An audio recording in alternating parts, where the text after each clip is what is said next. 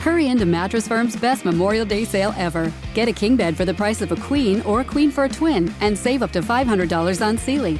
Plus, get a free adjustable base with qualifying Sealy purchases up to a $499 value. Or shop Tempur-Pedic, the most highly recommended bed in America, and save up to $500 on adjustable mattress sets in stock for immediate delivery. And get a $300 instant gift. Talk to a sleep expert today, only at Mattress Firm. Restrictions apply. See store or mattressfirm.com for details.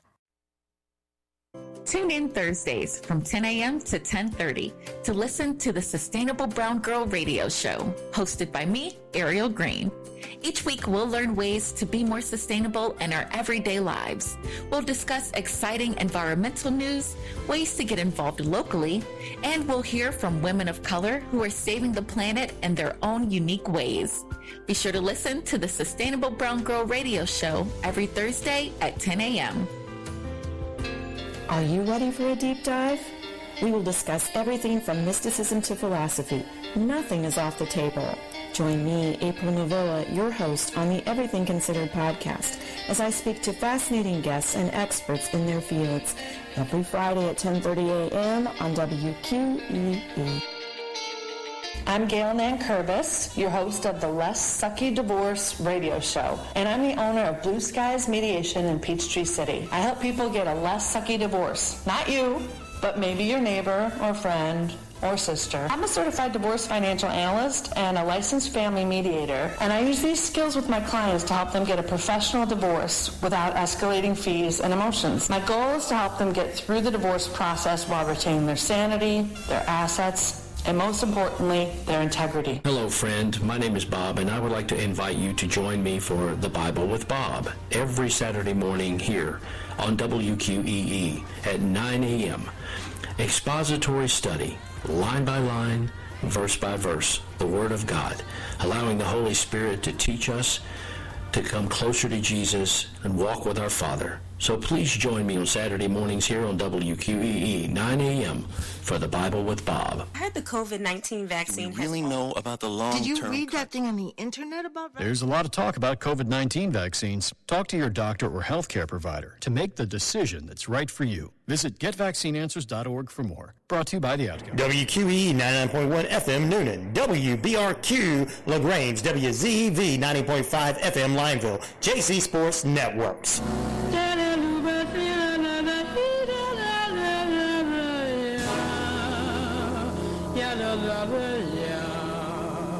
Blue skies smiling at me, nothing but blue skies do I see. Good morning. I'm Gail Nankervis, your host of the Less Sucky Divorce radio show, and I'm the owner of Blue Skies Mediation in Peachtree City.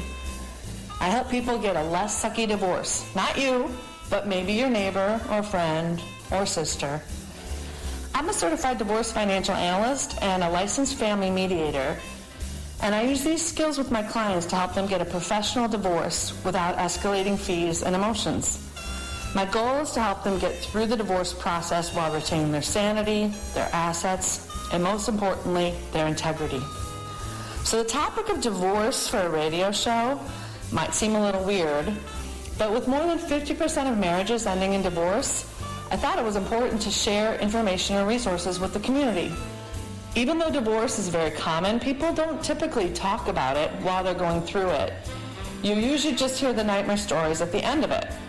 So my goal is to change the way people in our community get divorced through educating them about different aspects, the process, the financial side, the emotional side, and everything in between. I'm excited to be here today, and we will be right back with the Less Sucky Divorce radio show.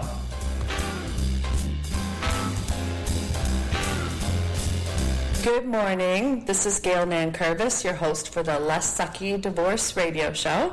I'm happy to be with you again this week. I'm also happy to have a repeat guest with me today. Melissa Robinson Graves is a friend of mine who is also a mental health counselor and works with a lot of women going through divorce. So I thought she'd be a great resource for us today. And we have different topics from what we spoke about last month. So welcome, Melissa. I'm so happy you're here. And would you please tell us a little bit more about yourself and what you do and how you help women and what you like to do and what you think about this weather? Okay, that's a lot. Well, good morning. I'm glad to be here. So I'm a licensed marriage and family therapist, and divorce can suck, so I like to help women go through the process, deal with your feelings, not feel so alone, and know that there's like hope on the other side. So that's it in a nutshell. I think that's actually on my website, The Hope on the Other Side. Oh, look at that. Great minds think alike. Blue skies ahead and hope on the other side. And like Blue, my company's name is Blue Resilience. So we do mental health counseling and also some coaching for businesses. So that is me in a nutshell. So thank you for having me today. And what I think about this weather, it looks like it's going to be an awesome, beautiful day. It is. But I did not take my allergy medicine, so hopefully I'll be okay out in it. Would you like a pill? I've got one right here. Okay. That's funny because right before the show, I actually ran and got an allergy pill and popped one myself. So if you need one, I have them close by, Melissa. All right, well, I'm glad you're here, and I'm glad for the help you give women going through these hard times because it can be really challenging and it can cause you to question not just yourself, but your whole, your decisions that you've made, your entire relationship. Sometimes when people are breaking up, they say all the mean things that they've either been storing up over the years and they all come out at one time, or they know you well enough to know just how to dig in that knife and really, really hurt you. So they say some of the worst things. So at the breaking up part and realizing that your relationship has changed can be really, really difficult. It can, and even if it's not a mean, antagonistic divorce, the process of breaking up, the process of the two became one and now we're going to split up and be two again, it's hard. So I like the term uncoupling. That's the Gwyneth Paltrow term. Yes, when she said it, the conscious uncoupling, I'll admit I judged it like everybody else. Like, what in the world is this like crazy rich people woo-woo, you know? And then years later, I found myself going through a divorce, and I was like, oh, I get it now. I was like, she's not so crazy after all. And I'm not talking about, like, yes, there's a book with that specific name. And I don't mean that, but I mean the process of not being a couple anymore. And typically it's with someone you were with for a long time. Like, we were dating, you know, engaged, married, maybe we had children together. You were a unit. And now you're no longer that unit and untangling that. That's so interesting because we use the word breakup so often, and I always felt like it was so trite that I would be breaking up a marriage of 18 years with just a breakup, the same as somebody, you know, same as my 16-year-old when she breaks up with the guy she was just dating for 3 weeks, that she used the same term. So that actually makes a lot of sense. It is. I remember I even had a friend ask me, like, because I like working with women going through divorce, why don't you work with people just doing a breakup? I was like, because a breakup is not a divorce. A divorce is not just a legal separation, but I think of it like a tapestry, and your lives are interwoven together. And you have to unweave, I don't know if that's a word, but untangle. And I'm like, that's the uncoupling. You get used to this person being there beside you, going through things with you, and then they're not, this is what I said, you're not my person anymore. Right. You're the person I would call if I had good news. You're the person I would call if I was sad. And you're not that to me anymore. Wow. It's like, okay. And it's a mental, like, okay, like, I'm not going to do that. And I remember even in my divorce, my ex-husband's father died. And I was like, oh, how should I respond? Yeah. Because I'm not that person to you anymore. I care. I'm sorry that happened. But I remember him calling me and telling me, and even talking a little bit about his father and his death and the funeral service and the arrangements, and I had to mentally be like, I'm not that to him anymore. In my head, I had to be like, listen, but keep a distance. Do you think he wanted you to stay in that role at that moment? That you were the person he kind of fell back on and he wanted you to step up and play that role again? Actually, I did, because I felt like he's talking a lot. Yeah. Like a lot more than our typical interactions are. And so I picked up on like, Lynn, hey, I'm a therapist. My job is to pay attention to people, right? So I was like, I got to be real sure not to do this, because I'm also used to being there for you. And so that was more of a protecting yourself more Yes. than... But that's uncoupling, because Right. when I was married to you or to him, like, I also protected you. That's Right, part of what right. we do as a couple. We look out for the other person. We look out for ourselves. And like, that was one clear example of, we're not that anymore. Mm-hmm. That's done. Mm-hmm. I don't wish any harm. I don't wish any bad. But I can't be your support. I can't be that to you. That's funny. When you and I were discussing what to talk about today, and we decided to talk about uncoupling, I, of course, was thinking about it from what I do for a living, which is helping people get divorced by analyzing their finances and helping them break those threads, helping them separate that from each other, less than the emotional. But since we've had this short conversation already, all these things are going through my head about things that maybe I did not do well in the end of my own marriage. I've been divorced 5 years now, but we were separated for 2.5 before that. And just within the past year and a half, his whole family came up to visit me and my daughters, and they chose to stay with me instead of staying with him and his new wife. Wow. And I took that as, well, they're bringing the cousins and they want to see the girls. I didn't take it as anything about me. And I felt like that was between him and his mother, and who was I to say, no, you can't see your cousins or your grandmother. And let me just say, that was actually a very bad decision. And the consequences of his family visiting me instead of him were harsh. They were harsh, and it was all my fault. It had nothing to do with his family's choice. And so that was years after. We had been divorced several years already. Mm-hmm. And I thought I was doing the right thing for my girls, and it wasn't my place to tell his mom, no, you need to stay with your son. You can't, I didn't feel like I could do that. Everybody was adults, but it turned out that I was the evil one in that situation, and I should have set a better boundary.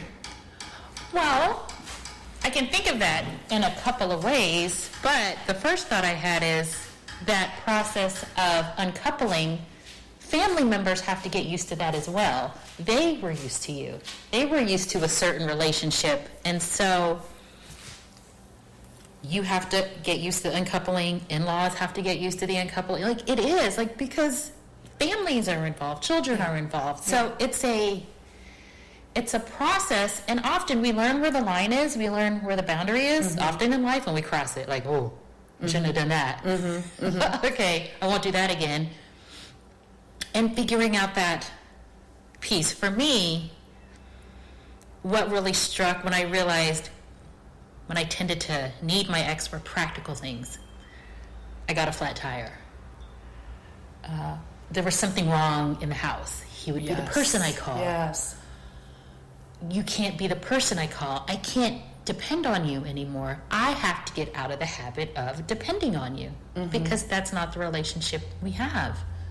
I even had a client in a counseling session recently, like some stuff was going wrong in the house and she was getting frustrated because it wasn't an easy fix.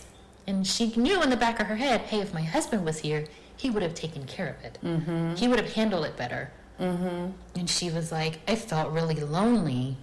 And then I got sad, and then I got agitated that I was feeling all of that. And I was like, but that's the uncoupling. The person you would call to handle it, who usually handled it, he's not there anymore. You got to learn to depend on you. You got to figure out a new way of being in the world that's not a part of a unit in us. And I feel the people I work with, I always say don't jump into dating right away.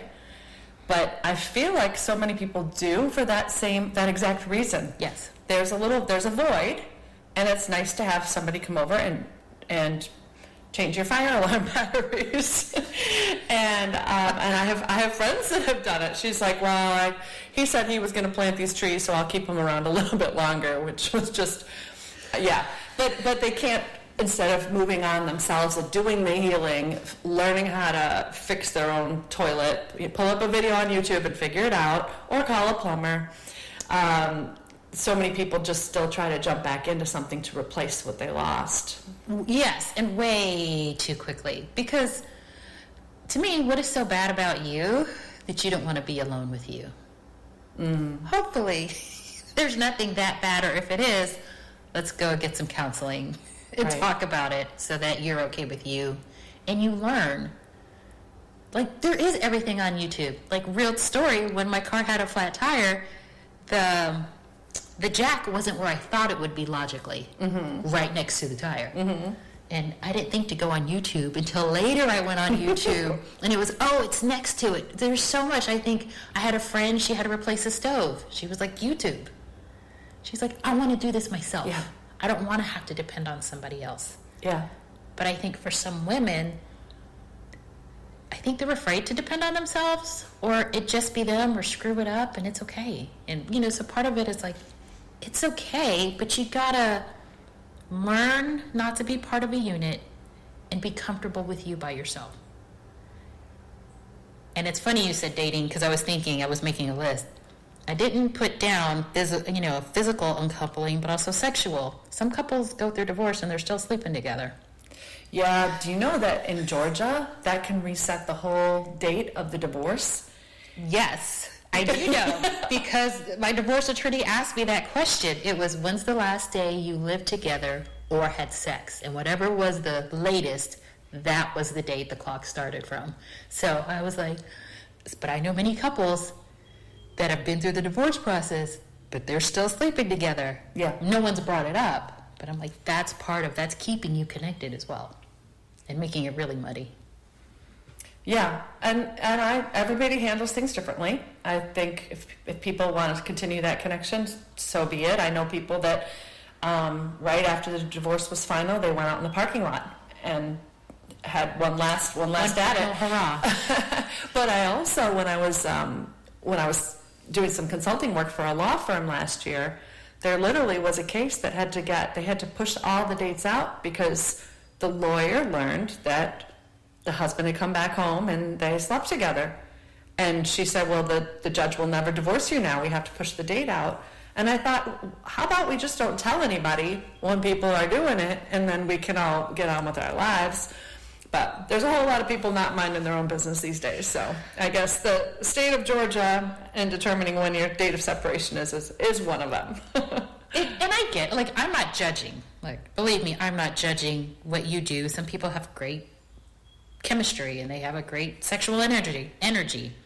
But if you want to truly uncouple and not be tied to that person, you will have to stop doing some things, because you are continuing that connection.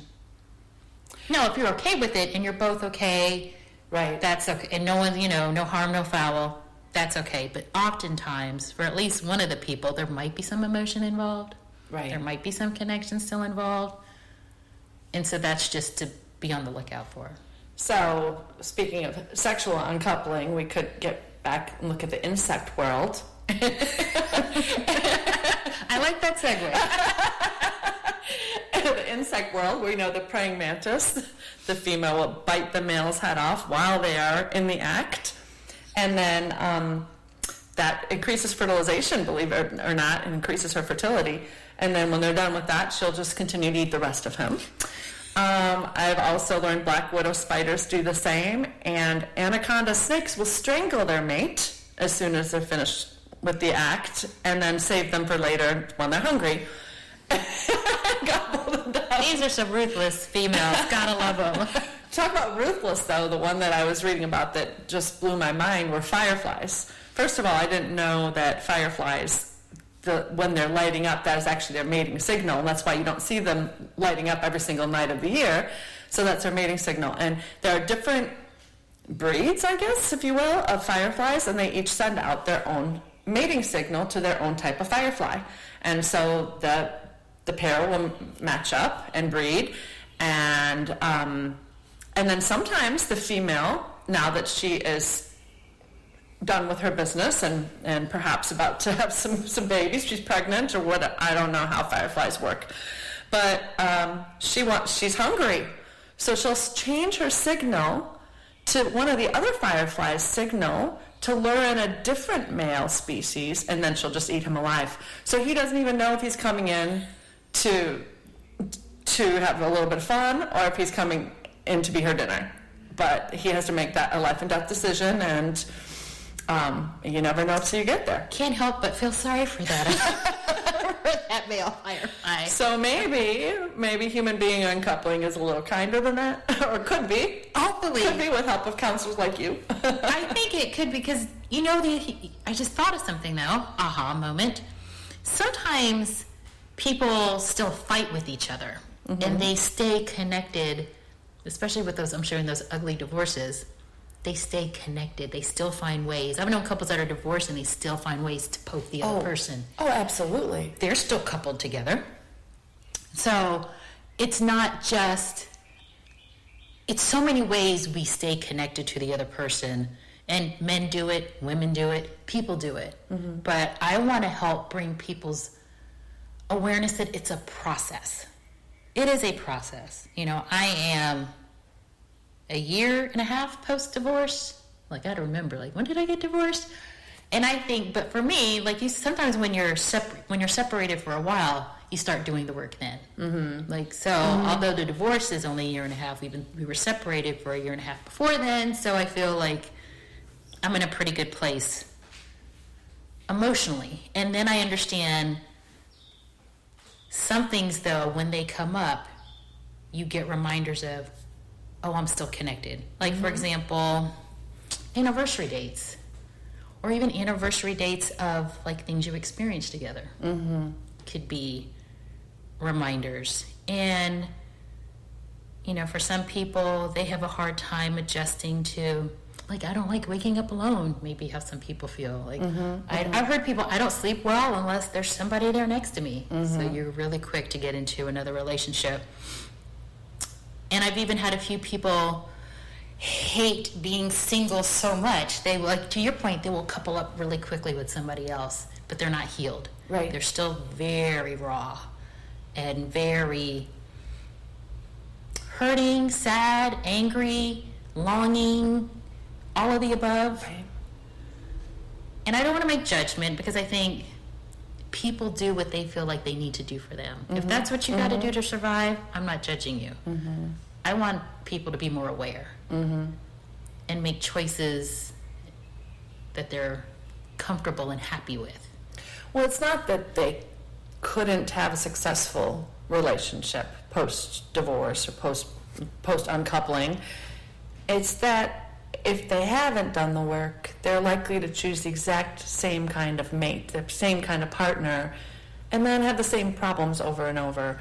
For me, one of my biggest motivations for leaving my marriage was breaking the cycle of basically codependency and abuse. And it was exactly what I saw in my household growing up. It was exactly what was going on in my grandparents' household. And this passive-aggressive, this controlling, belittling, you couldn't always call it out for abuse, but sometimes you clearly could.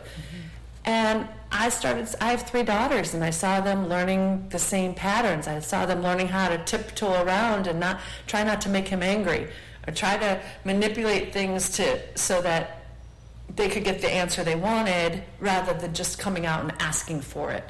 And I realized, if I don't do something now, we're just continuing these patterns for how many more generations? Because I didn't want to marry a man like my dad, and then there I was. Exactly what you did, yeah. And so for a while, I had a friend who said, Gail, you're living in the 0 tolerance zone. He's like, you're not even approachable. You're barely even nice. I said, that's fine. That's fine, because I'm not willing to put up with anything ever again. And I realize that now that might be super extreme, but the pendulum comes swinging back, and I think I'm a little more normal now than I was 5 years ago, but that's what I needed to do because I knew my propensity to pick the same kind of man. Yes. So I figured, well, I might as well have zero tolerance and be happy and alone than be in a situation that's the same stuff that's making me cry every single day, that's making me feel worthless, that's making me feel like I'm not, worthless, I guess, is the big word. I don't want to ever feel like that again. Ooh, amen, sister. Yeah. Because what I was thinking is two things. Breaking the patterns, like you said, and like looking at you, like what role did I play in this unhealthy thing? And I don't want to do that again. Because it's really easy to look at the other person and all the stuff they did. Because sometimes, hey, some people do a lot of stuff wrong or bad things, and it's easy to do this good guy, bad guy. But we, individuals, we play a role in that. So it's like, what did I do? So I don't carry that into my next relationship. And to the point of having a relationship, some things you can only heal in a relationship. Some things only come up when you're in a relationship with someone else. They don't come up when you're by yourself. Right. So you need to be in a relationship to do some healing. Yeah. And I focus on you. Like, I don't want to hear about them. I don't want to hear about what they did. Yes, you can vent, you can get it out, but we can't change another person. There's nothing we can do about them. Right. But what about you? Why did you put up with it? Why did you do this behavior and continue it? And that's much harder for people. We way love looking at the other person and putting at them. Like, I don't want to look at me. Yeah. No, I am blameless here. But I had to do it with me, and I had to stop. And my situation was a little interesting because I'll say my husband's the one who asked for the divorce.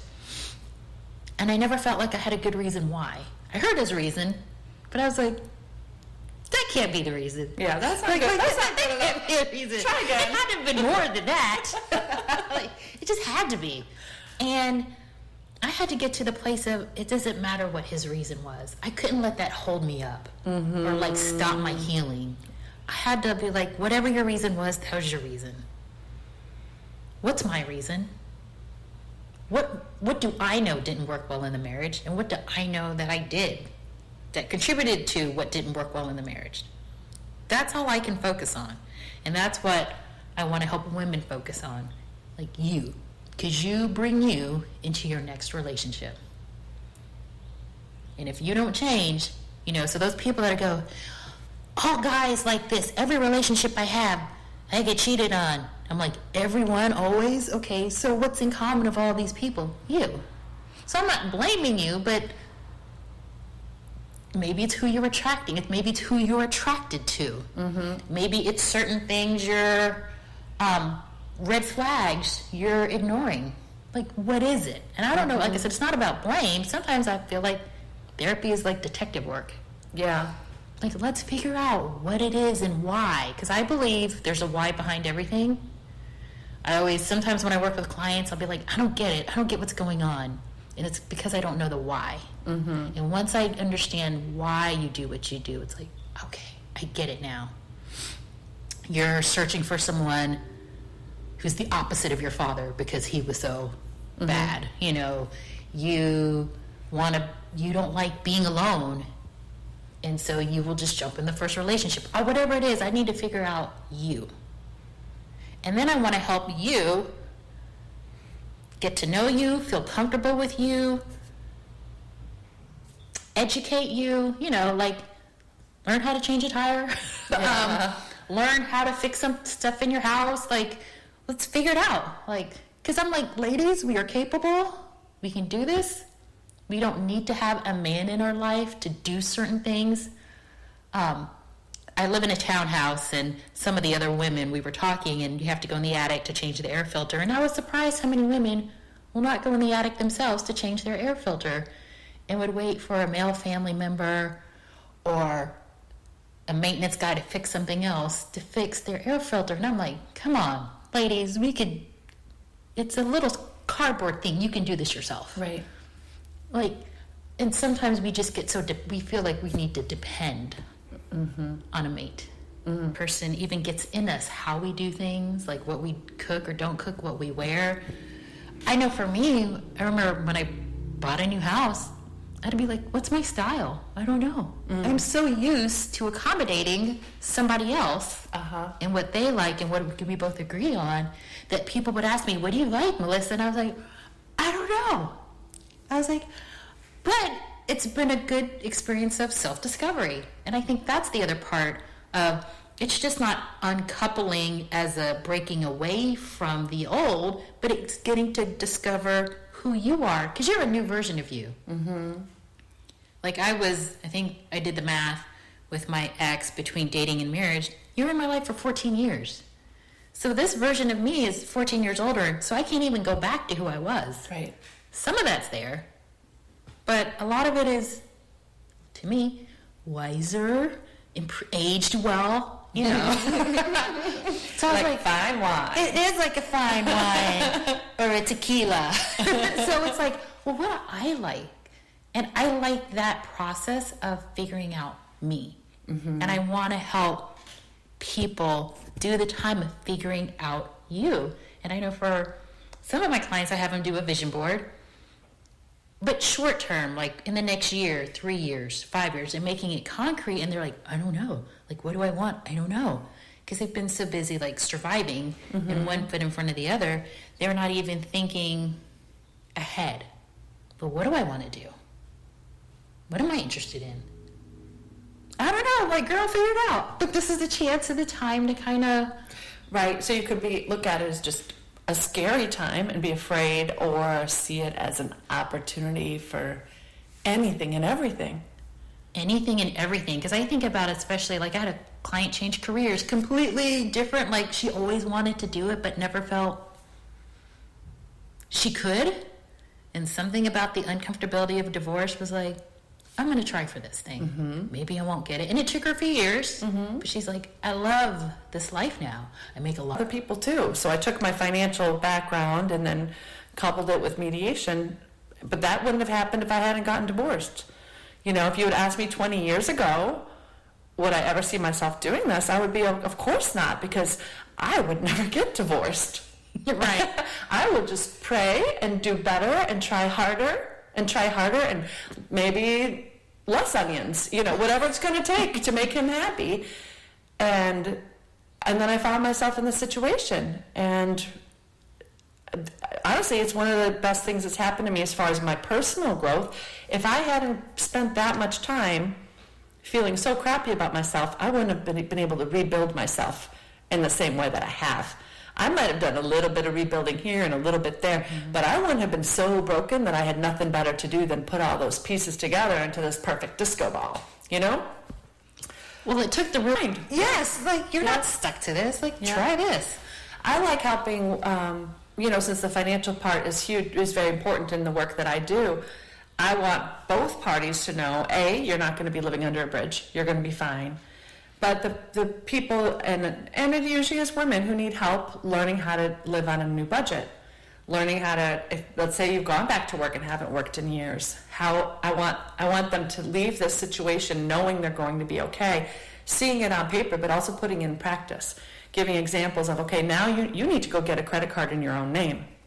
You need to be building up your own credit, you know, little things like that don't always come, they don't always come as advice when you're getting divorced. I want to make sure that you leave this holistically. We talk about future plans. I had one client who was from Colombia and speaks great English, but she has a very heavy accent. And so she was going back to work in the classroom in school.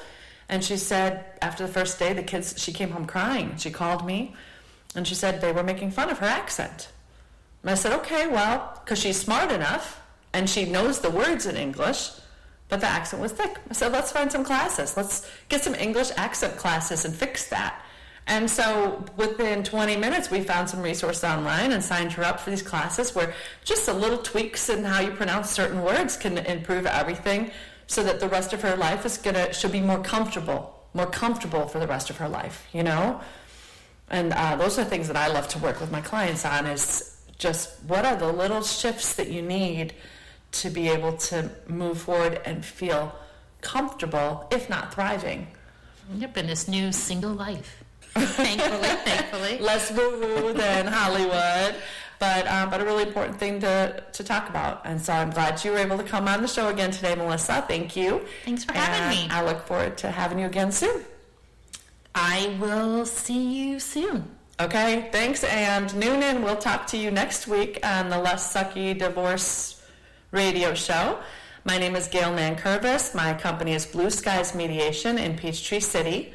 And you can find me at blueskiesmediation.com. Or if you're driving and can only remember the other name, you can find me at lesssuckydivorce.com. And Melissa, would you like to give your contact information? Yes, you can reach me at 678-827-1867. And my company is blueresilience.llc.com. Okay, and again, if anybody needs to reach out to me because you're driving and you can only remember Less Sucky Divorce, I can absolutely get you in touch with Melissa.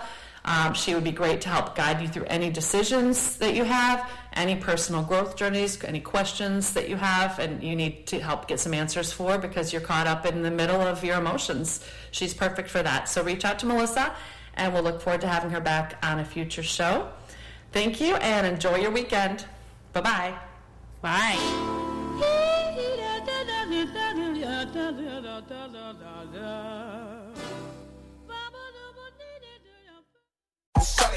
Love getting prices that are lower than low on food that's fresher than fresh? Then shop at Kroger. We give you more ways to save on the fresh you love with tools like the Kroger app, where you can find personalized coupons on top of weekly sales, giving you prices that are lower than the everyday low. Kroger, fresh for everyone. And now you'll find more ways to save on your favorites. When you download digital coupons, you can use up to 5 times in one transaction. Kroger, fresh for everyone.